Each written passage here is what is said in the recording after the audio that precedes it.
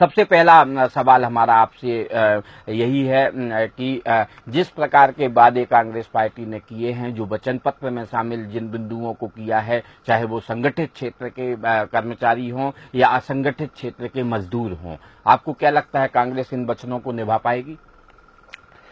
मनीष जी, धन्यवाद एक गंभीर विषय पर चर्चा करने के लिए। कांग्रेस पार्टी का जो वचन पत्र आया है, वचन पत्र उनको वोट कितने दिला पाएगा, अब सवाल ये नहीं है।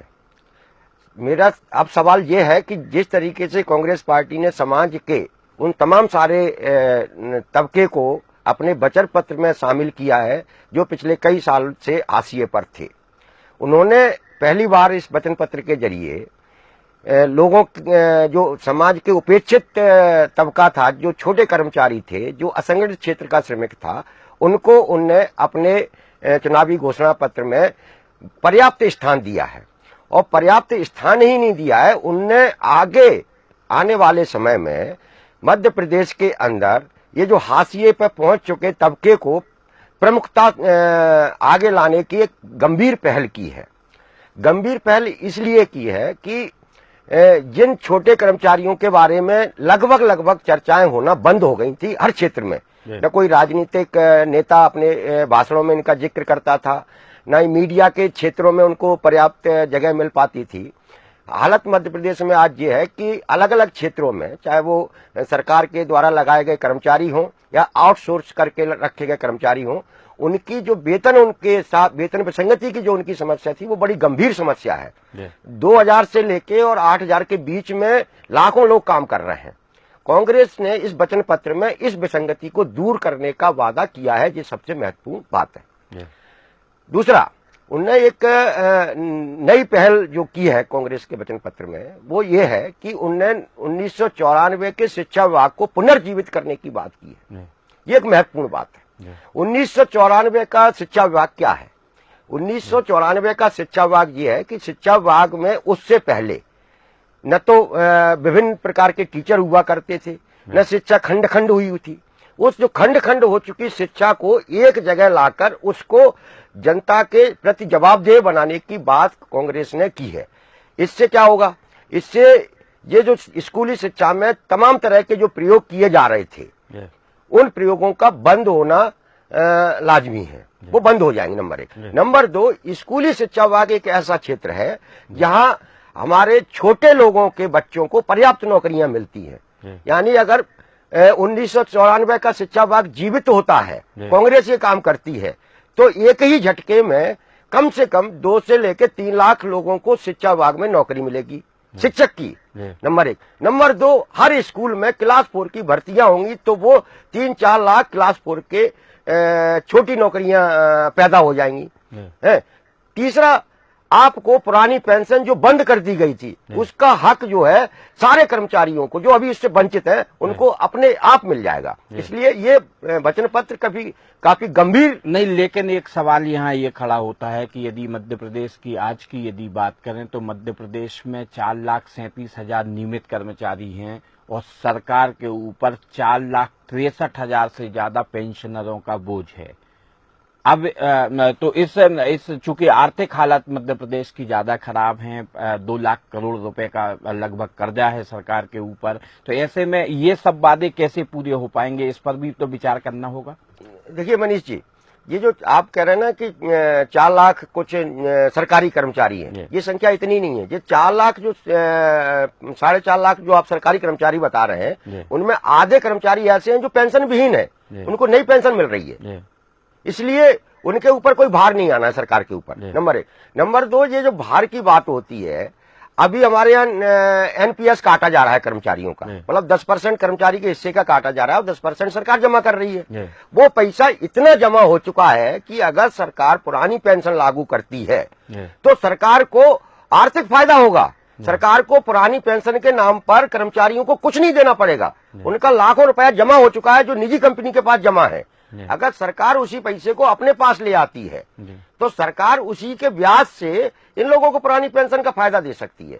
सरकार के ऊपर जो आर्थिक बोझ का जो सवाल उठ रहा है ना, ये सवाल बिल्कुल ठीक नहीं है। मतलब ये कर्मचारियों को न्यूनतम वेतन देना, जिंदा रहने लायक वेतन देना और उनके सामाजिक सुरक्षा की गारंटी देने से सरकार के ऊपर कोई आर्थिक बोझ नहीं पड़ता है, नंबर 1। नंबर 2, अगर सरकार के ऊपर आर्थिक बोझ पड़ता भी है तो सरकार होती किस लिए है? सरकार को अपने संसाधन पैदा करने पड़ेंगे ना, और वो संसाधन सिर्फ टैक्स लगा के पैदा नहीं किए जा सकते, जैसा कि आज चल रहा है। आज सरकारें क्या कर रही हैं कि अगर उनको अपने संसाधन बढ़ाना है तो जनता के ऊपर टैक्स थोप देती हैं। टैक्स के अलावा भी विकल्प मौजूद हैं जिन पर सरकार को सोचना पड़ेगा। वो विकल्प कौन से हैं?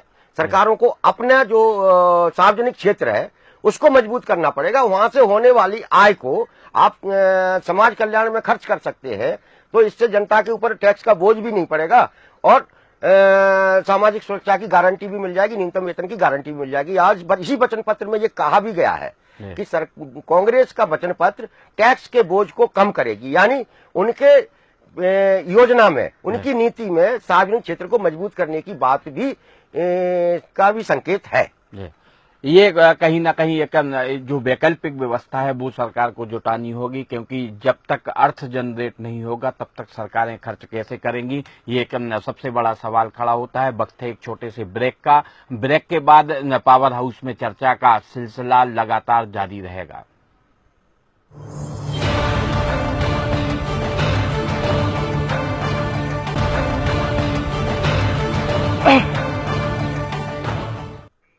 पावर हाउस में एक बार फिर आपका स्वागत है। आज हम बात कर रहे हैं कांग्रेस के उस वचन पत्र की जिसमें कहीं ना कहीं कांग्रेस पार्टी ने समाज के उस वर्ग को जोड़ने का या मुख्यधारा में लाने का प्रयास किया है जो वर्षों से उपेक्षित पड़ा है। हम उन कर्मचारियों की बात कर रहे हैं जो आज भी न्यूनतम वेतन जो है वो 2 से 5 हजार के बीच में वेतन पाते हैं और सरकार खुद उनको वेतन देती है। लेकिन सरकार एक तरफ ये बात करती है कि कलेक्टेड रेट के अलावा से कम कोई भी यदि निजी क्षेत्र का जो या कारपोरेट सेक्टर है वो कलेक्टेड रेट से कम वेतन नहीं दे सकता है, लेकिन सरकार ही खुद 2000 से लेकर 5000 रुपए तक आज भी भुगतान कर रही है और वो सरकार के अंग हैं।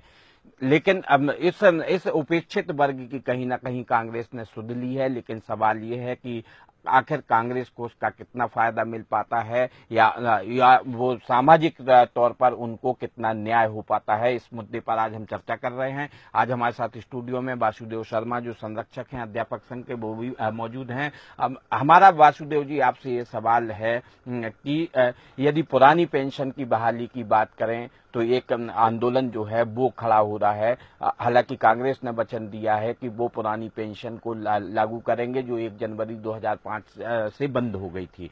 तो आपको क्या लगता है कि इसको इन सब मुद्दों को लेकर कर्मचारी वर्ग क्या कांग्रेस की ओर आकर्षित होगा? मनीष जी, छोटा कर्मचारी के अंदर एक उम्मीद तो पैदा हुई है इससे, वचन पत्र से।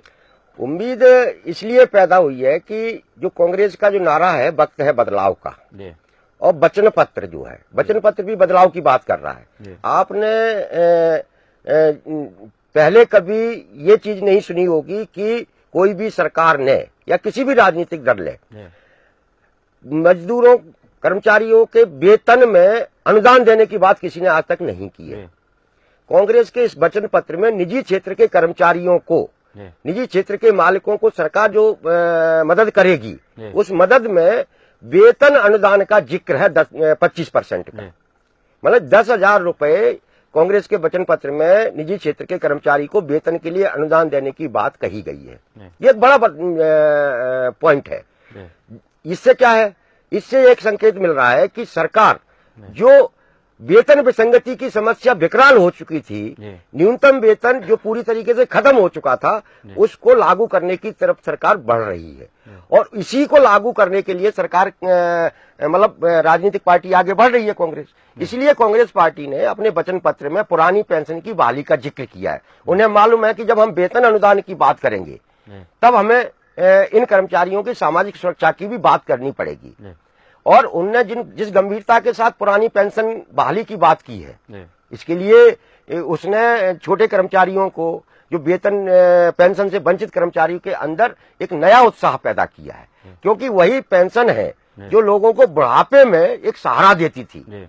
और उसके कारण एक जो हमारी जो पुरानी बुजुर्ग पीढ़ी होती है वो सम्मान के साथ जीती थी। लेकिन इसको लागू कैसे करेंगे, आर्थिक संसाधनों का कहां से करेंगे, कहां से आएंगे, ये तमाम सारी सवाल है। मेरा अपना ये मानना है कि सरकारों के पास आर्थिक संसाधनों का कोई अभाव नहीं रहता है, सिर्फ